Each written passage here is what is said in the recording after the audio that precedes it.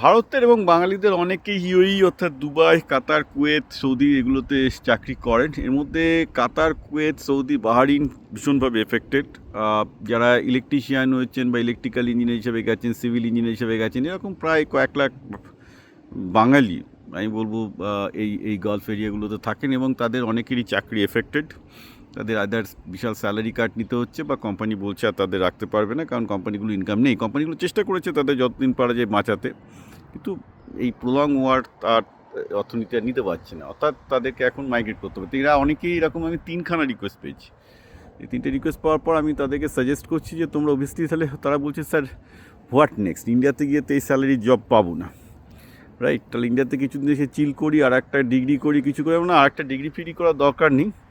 এই মুহূর্তে সবচেয়ে যদি তোমাদের দুবাইয়ের এক্সপিরিয়েন্স হয়ে থাকে, সবচেয়ে ভালো এখন গ্রো করছে হচ্ছে eastern Europe, it is the side of the Poland, Czechoslovakia, Slovenia. এই দেশগুলো প্রচণ্ড এডুকেটেড, কিন্তু যা হয় বাচ্চা ফাচ্চা হয় না।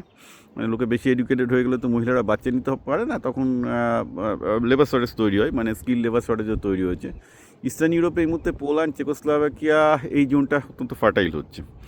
গায়ানা প্রচুর তেল আবিষ্কার হচ্ছে, সেখানে তো যেহেতু ইন্ডিয়ান ডায়াসপোরা আছে এবং মানে ইন্ডিয়ানই একজন প্রেসিডেন্ট ডক্টর ইরফান আলী, সেখানে প্রচুর ইন্ডিয়ান নিচ্ছে। মানে তোমরা এখন দুবাই ছেড়ে দিয়ে, গলফ কান্ট্রি ছেড়ে দিয়ে, you should try to immigrate into Guyana, Trinidad Tobago অথবা ইস্টার্ন ইউরোপ। এর মধ্যে গায়ানাতে সুবিধা হচ্ছে যেটাতে ইংলিশ স্পিকিং, এবং ওখানে প্রচুর তেল আবিষ্কার হয়েছে, এখন প্রচুর এই ধরনের কনস্ট্রাকশন, মানে যে জিনিসটা অ্যাকচুয়ালি গালফে হয়েছিল সেই জিনিসটা এখন গায়ানায় হতে চলেছে।